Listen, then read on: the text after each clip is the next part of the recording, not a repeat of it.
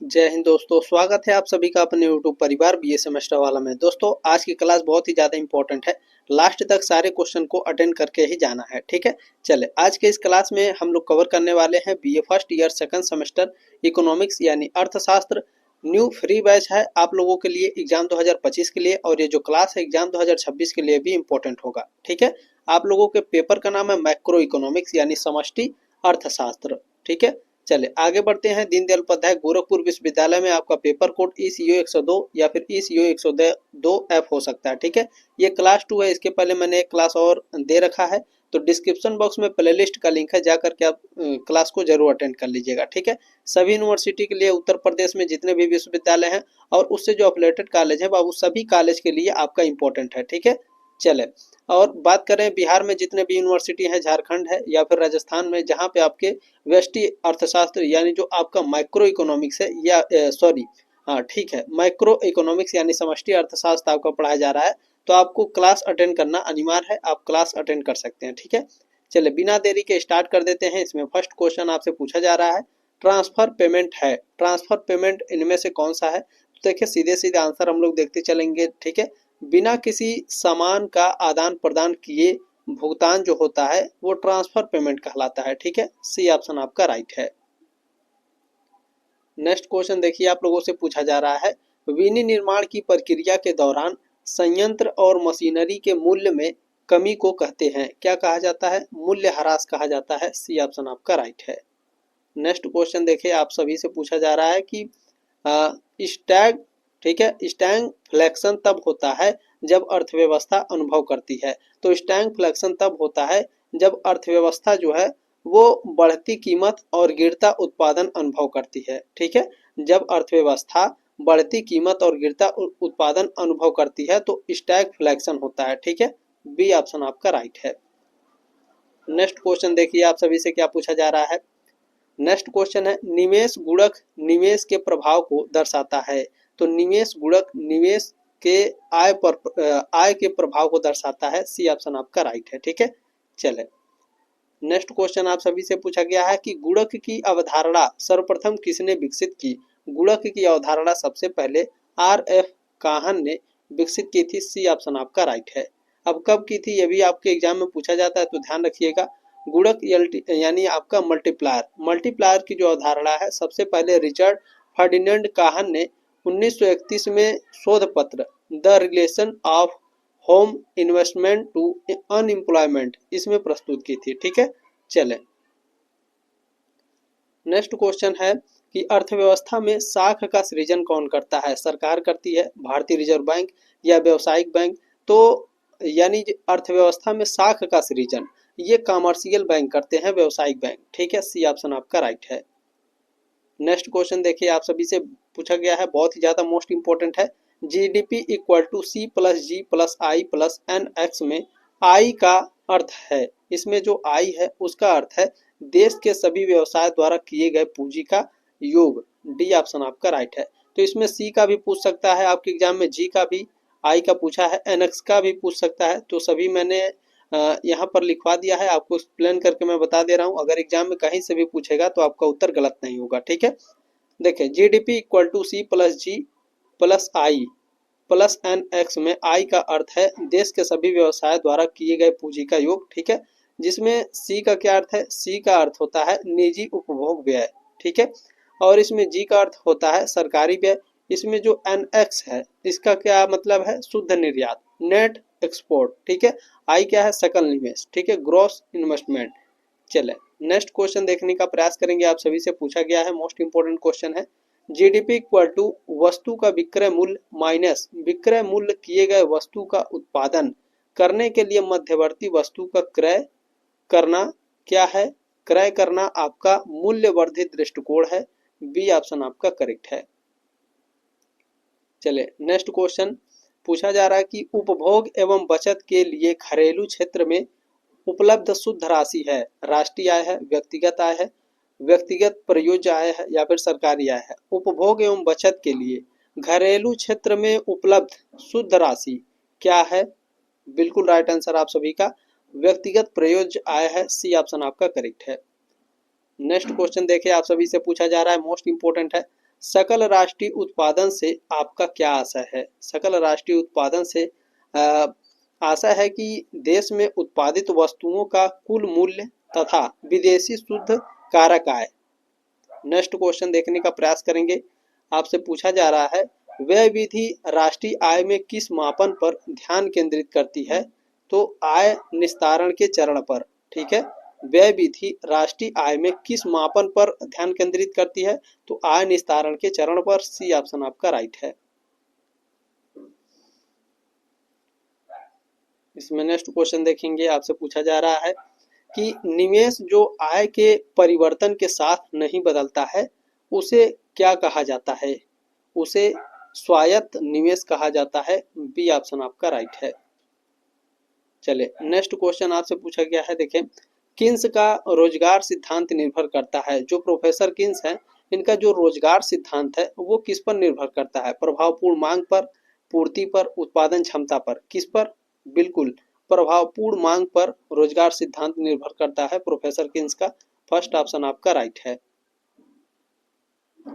Next question आपसे पूछा जा रहा है, देखिए, विनियोग के निर्धारक कारक कौन से हैं? विनियोग के निर्धारक कारक कौन से हैं? बिल्कुल देखिए, पूंजी की सीमांत उत्पादकता और ब्याज दर, ये दोनों विनियोग के निर्धारक कारक हैं। सी ऑप्शन आपका करेक्ट है। ए और बी दोनों आपकी करेक्ट हो जाएंगे। ठीक है, चलें नेक्स्ट क्वेश्चन देखिए। आपसे पूछा जा रहा है, मोस्ट इंपोर्टेंट क्वेश्चन है, जीपीएमपी। देखें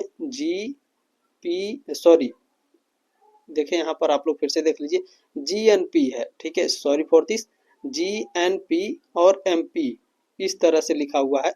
यहाँ पर थोड़ा बड़ा लिखा गया है तो आप लोग एडजस्ट करिएगा। ठीक है, देखिए जीएनपी एमपी इक्वल टू आपका क्वेश्चन मार्क दिया है और पूछ रहा है इसका मतलब क्या है? तो इसका मतलब है कि जीडीपी एमपी प्लस विदेशों से शुद्ध साधन आय। ठीक है, बी ऑप्शन आपका करेक्ट है।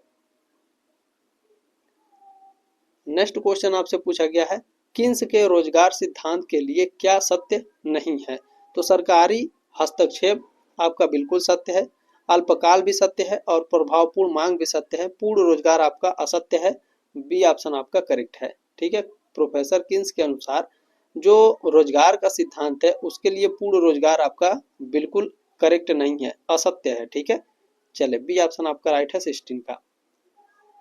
नेक्स्ट क्वेश्चन है, यदि साधन लागत बाजार मूल्य से अधिक है तो इसका अर्थ है कि जो अप्रत्यक्ष कर है वो सब्सिडी से कम होगा। यानी जैसे मान लीजिए सरकार का जो आय है 10 लाख करोड़ है। ठीक है, 10 लाख करोड़ आपका सरकार का आय है और ये सब्सिडी पर 12 लाख खर्चा कर दे रहे हैं। ठीक है, तो यानी सरकार को घाटे में अगर दिखाना होगा तो इस तरह से दिखाया जाएगा। ठीक है, 10 लाख, ठीक है, इस तरह से घाटे में दिखाया जाता है। ठीक है, वही यहाँ पर लिखा गया है। सी ऑप्शन आपका राइट है।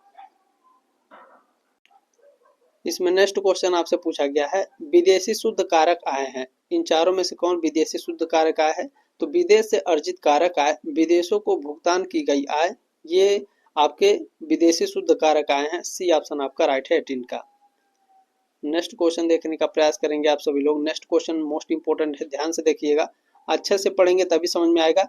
यदि विदेश से अर्जित कारक आय विदेश में भुगतान की गई कारक आय के बराबर है तो निम्नलिखित में से कौन सा कथन सत्य नहीं है? तो राष्ट्रीय आय जो होगा घरेलू आय के बराबर होगा, बिल्कुल करेक्ट है।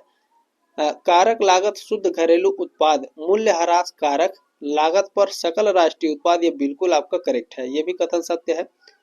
तो यदि विदेश से अर्जित कारक आय विदेश में भुगतान की गई कारक आय के बराबर होगा तो कारक लागत पर शुद्ध घरेलू उत्पाद प्लस मूल्य ह्रास बराबर बाजार पर जीएनपी, ये बिल्कुल आपका असत्य है, यानी सी ऑप्शन आपका राइट है। ठीक है, चलें नेक्स्ट क्वेश्चन है कि घरेलू कारक आय का दूसरा नाम है, घरेलू कारक आय का दूसरा नाम है कारक लागत पर एनडीपी। फर्स्ट ऑप्शन आपका राइट है। नेक्स्ट क्वेश्चन आपसे पूछा जा रहा है, राष्ट्रीय आय के बराबर है, राष्ट्रीय आय के बराबर क्या है? तो शुद्ध राष्ट्रीय उत्पाद प्लस अप्रत्यक्ष कर प्लस सब्सिडी, ये राष्ट्रीय आय के बराबर होता है। ठीक है, बी ऑप्शन आपका राइट है। नेक्स्ट क्वेश्चन आपसे पूछा गया है कि मुद्रा की सट्टा मांग निर्भर करती है। मुद्रा की सट्टा मांग ब्याज दर पर निर्भर करती है। फर्स्ट ऑप्शन आपका राइट है। नेक्स्ट क्वेश्चन देखिए, आप लोगों से पूछा गया है कि एल एम वक्र का ढाल होता है बाएं से दाएं ऊपर की ओर, या फिर बाएं से दाएं नीचे की ओर, या फिर दोनों आपके राइट हैं। एल एम वक्र का ढाल ये कैसा होता है? बिल्कुल बाएं से दाएं की ओर ऊपर की ओर होता है। फर्स्ट ऑप्शन आपका राइट है। देखिए नेक्स्ट क्वेश्चन है, समष्टि अर्थशास्त्र का संबंध है। समष्टि अर्थशास्त्र का संबंध उपभोग फलन के सिद्धांत से संबंधित है। सामान्य कीमत के जो सामान्य कीमत स्तर है उसके सिद्धांत से, बिल्कुल सकल घरेलू उत्पाद में वृद्धि इससे भी संबंधित है। यानी इनमें से सभी डी ऑप्शन आपका राइट है। नेक्स्ट क्वेश्चन आपसे पूछा गया है कि निम्नलिखित में से कौन सा हस्तांतरण भुगतान का हिस्सा है? वृद्धावस्था पेंशन दोस्तों हस्तांतरण भुगतान का हिस्सा है इसमें। फर्स्ट ऑप्शन आपका राइट है। अब हस्तांतरण भुगतान क्या होता है इसके बारे में जान लीजिए, अभी सारी चीजें आपके डाउट जो है क्लियर हो जाएंगे। ठीक है, हस्तांतरण भुगतान जिसे ट्रांसफर पेमेंट कहते हैं, एक तरफा भुगतान होते हैं जहां कोई व्यक्ति या संगठन बिना किसी वस्तु या सेवा के बदले में भुगतान प्राप्त करता है, वो क्या है? ट्रांसफर पेमेंट होता है हस्तांतरण भुगतान। नेक्स्ट क्वेश्चन है कि किस प्रकार की बेरोजगारी में श्रमिकों की सीमांत उत्पादकता शून्य होती है? तो प्रच्छन्न बेरोजगारी में श्रमिकों की सीमांत उत्पादकता बिल्कुल शून्य होती है। ठीक है, फर्स्ट ऑप्शन आपका करेक्ट है। चले नेक्स्ट क्वेश्चन आपसे पूछा गया है, तरलता जाल की अवधारणा प्रस्तुत की गई। तरलता जाल की, ठीक है, तो पहले आपके दिमाग में क्वेश्चन आएगा होगा कि ये तरलता जाल क्या है। अभी इसके बारे में बता देंगे। जो तरलता जाल है इसकी अवधारणा जेएम किन्स के द्वारा प्रस्तुत की गई थी। ठीक है, फर्स्ट ऑप्शन आपका राइट है। अब ये तरलता जाल क्या है इसके बारे में जान लीजिए। ठीक है, देखिए तरलता जाल यह एक ऐसी स्थिति है जहां ब्याज दरें बहुत कम होने के बावजूद लोग बचत करने या निवेश करने के बजाय नगदी रखना पसंद करते हैं, जिससे मौद्रिक नीति अप्रभावी हो जाती है।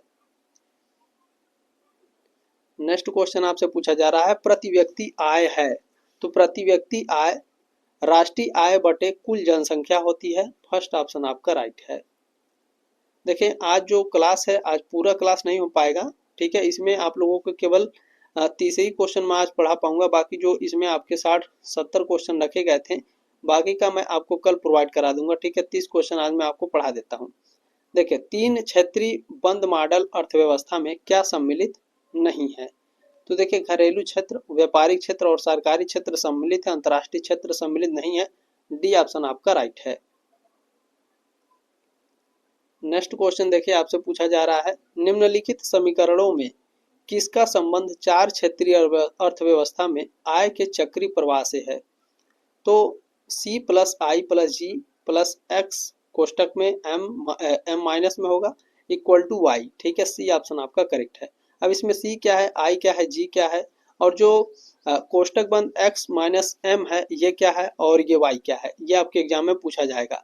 सीधे ये आपसे फार्मूला दे देता है और पूछा जाएगा कि इसमें जी का मतलब क्या है, जैसे फर्स्ट या ऊपर मैंने आपको पढ़ाया उसी तरीके से। ठीक है, तो 4 क्षेत्रीय अर्थव्यवस्था में, ठीक है, 4 क्षेत्रीय अर्थव्यवस्था में आय के चक्रीय प्रवाह का जो संबंध है वो समीकरण C plus I plus G plus कोष्टक में x minus M equal to Y है। ठीक है, जहाँ जो आपका C है, C आपका उपभोग है, I आपका निवेश है, और जो G है वो सरकारी व्यय है, और इसमें जो x माइनस एम है या फिर x है वो क्या है, निर्यात है, और इसमें जो m है वो आयात है, और जो आपका y है ये क्या है, ये आपका आय है, इनकम है। ठीक है, तो क्लास कैसी लगी कमेंट के माध्यम से जरूर बताइएगा। जल्द मिलेंगे आपके नेक्स्ट क्लास में, तब तक के लिए जय हिंद, वंदे मातरम।